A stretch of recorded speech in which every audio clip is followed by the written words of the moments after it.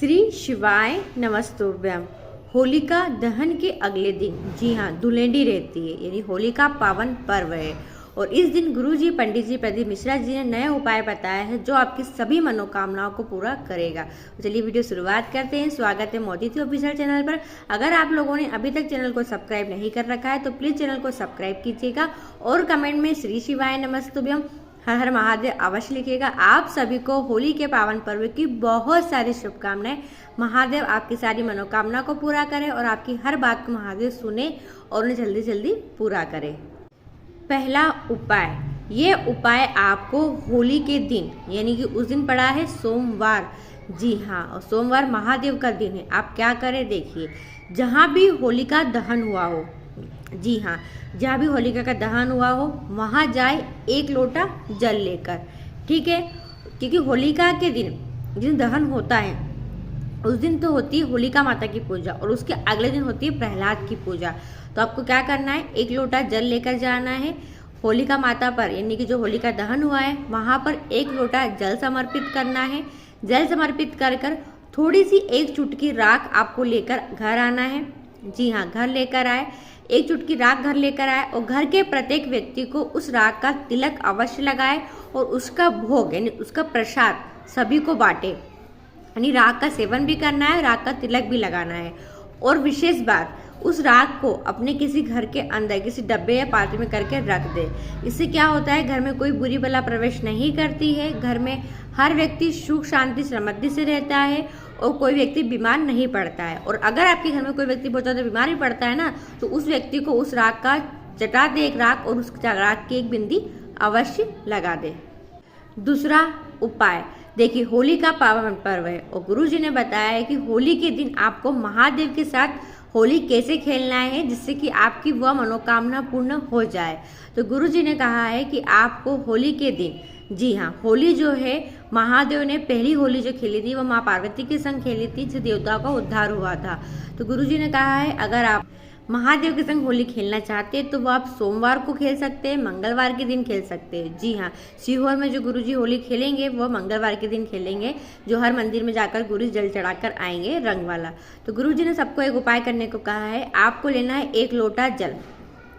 एक लोटे जल में आपको डालना है, या तो आप लाल चंदन डाल दे या पीला चंदन डाल दे या गुलाल डाल दे, अबीर डाल दे, केसर चंदन डाल दे या कोई रंग भी आप डाल सकते हो। और उसको उस लोटे के अंदर इतनी मात्रा में डालना है कि जल का जो रंग है वो उस कलर में तब्दील हो जाए, उस कलर में बदल जाए जिस कलर का आपने रंग गुलाल मिलाया है। जैसे लाल गुलाल मिलाया है तो लाल जल बन जाए, पीला मिलाया तो पीला जल मिल जाए, ठीक है।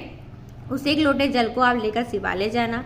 शिवालय पहुंचकर आपको जल को शिवलिंग के ऊपर समर्पित करना है, अपनी मनोकामना को बोलते हुए। आपकी जो भी मनोकामना हो इस रंग वाले जल को आपको शिवलिंग पर समर्पित करना है और अपनी मनोकामना को बोल देना है और श्री शिवाय नमस्तुभ्यम मंत्र का जाप करना है।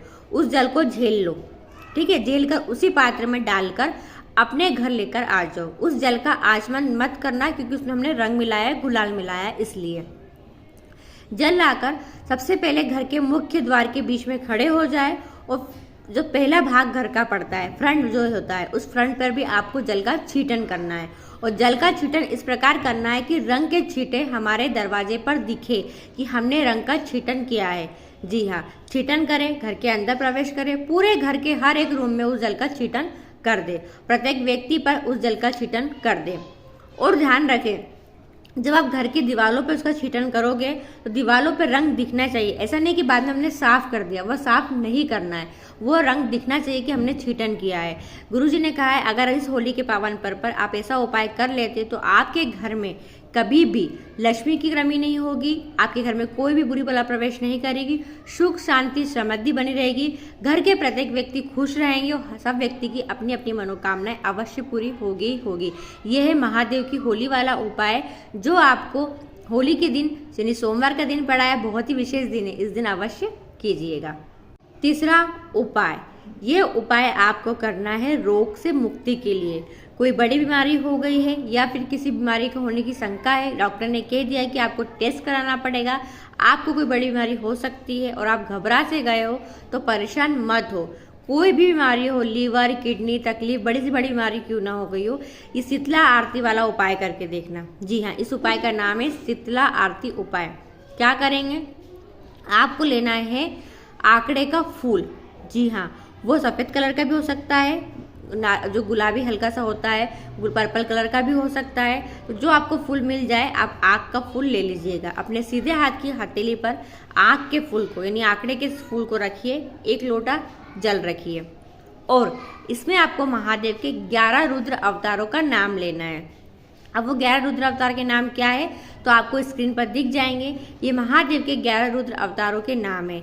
इन नामों को आपको एक पेज पर लिख कर ले जाना शिवालय जाओगे जब, ताकि बोलने में आसानी रहेगी, गलती ना हो जाए।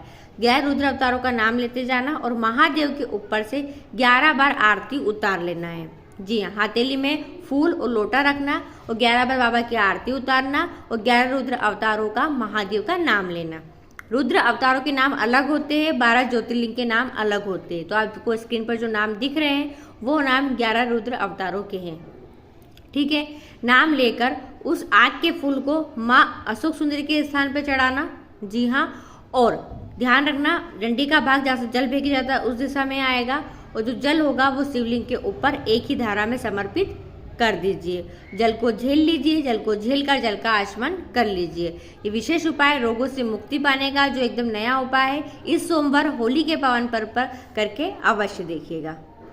चौथा उपाय, अगर मंगल विवाह नहीं हो रहा है, उम्र बढ़ती जा रही है, बहुत परेशान से हो गए और रिश्ते आने बंद हो गए, उम्र 30 साल 32 साल 40 साल हो गई है, विवाह के लिए कोई भी योग नहीं बन पा रहा है, रिश्ते देख रहे हैं, संबंध देख रहे हैं, पसंद नहीं आ रहे, कभी उन्हें हम पसंद नहीं आ रहे, कभी वो हमें पसंद नहीं आ रहे हैं, माता पिता बहुत ज़्यादा चिंतित है, परेशान है, तो बच्चों के मंगल विवाह के लिए इस उपाय को माता पिता भी कर सकते हैं और बच्चे स्वयं भी कर सकते हैं। आपको क्या करना है, देखिए इस उपाय में आपको लेना है एक छोटा सा माटी का कलश। जी हाँ, आप वीडियो में देख लीजिए, इस प्रकार का आपको कलश लेना है माटी का।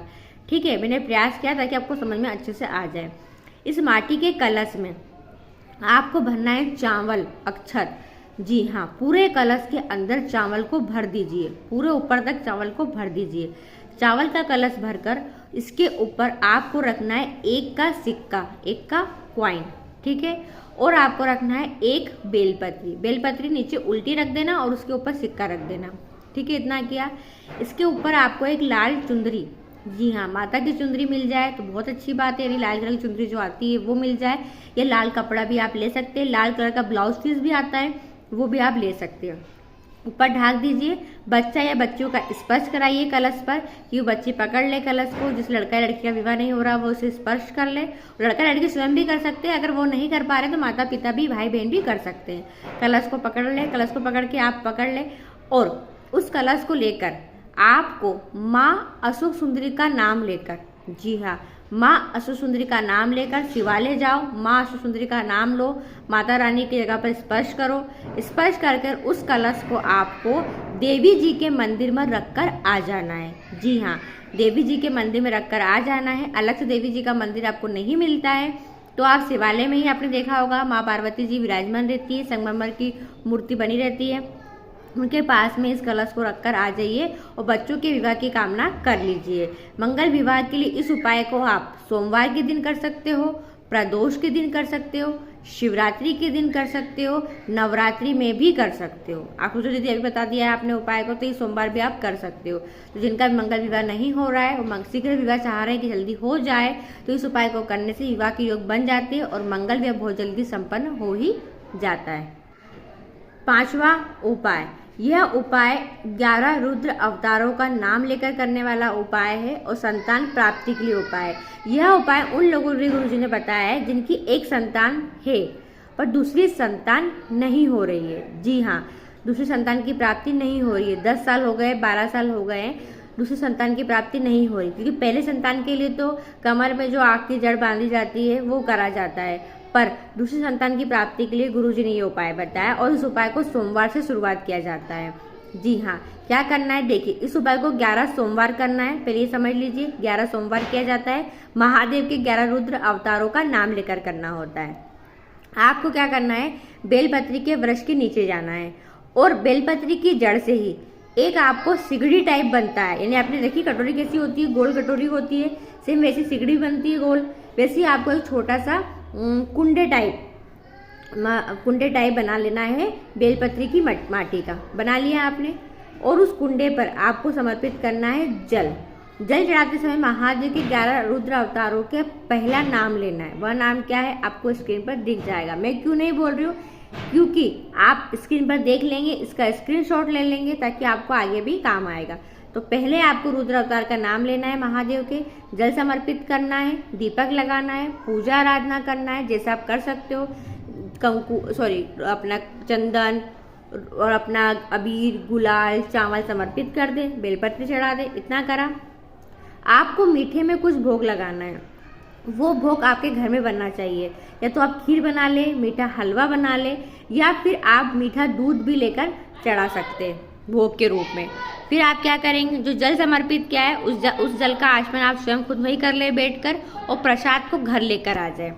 जब प्रसाद को घर लेकर आओगे तो रात्रि में पति और पत्नी दोनों को साथ में बैठकर उस प्रसाद को ग्रहण करना है। जी हाँ, पति और पत्नी दोनों को बैठकर प्रसाद का ग्रहण कर लेना है, और ऐसा आपको 11 सोमवार करना है। अगला सोमवार फिर आएगा, उस सोमवार वापस आपको ऐसी पूजा करना है, ऐसे सब बनाना है और जल चढ़ाना है, वैसे प्रसाद का भोग लगाना है। पर उसमें आपको दूसरे सोमवार के दिन आपको महादेव के दूसरे रुद्र अवतार का नाम लेना है। ऐसे आपको अलग अलग सोमवार पे 11 रुद्र अवतारों का नाम लेना है।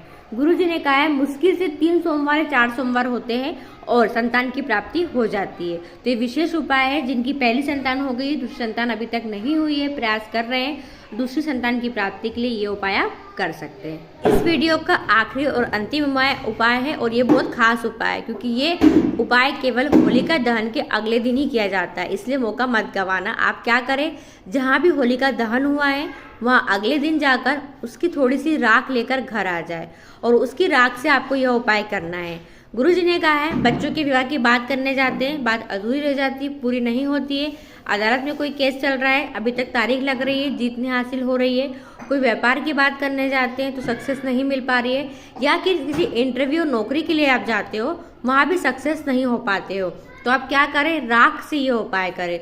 होलिका दहन की जो राख होती है वो घर लाकर रख ले, और जब भी आप उस कार्य के लिए जाओ तो उस राख का एक तिलक अपने मस्तिष्क पर लगा कर जाओ। जी हाँ, उस राख का एक तिलक अपने मस्तिष्क पे लगा के जाओ और फिर उस कार्य के लिए जाओ। आपको उस कार्य में जीत मिलेगी ही मिलेगी। तो आप किसी भी कार्य के लिए जा रहे हो और आप सोच रहे हो कि आज ये मेरा कार्य हो जाना चाहिए, तो होलिका माता की जो राख होती है उस राख को रख ले, और जब भी कार्य के लिए जाए उसकी एक बिंदी लगा कर जाए।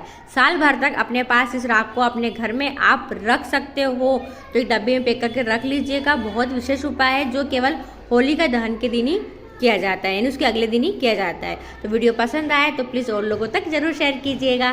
श्री शिवाय नमस्तुभ्यम, हर हर महादेव।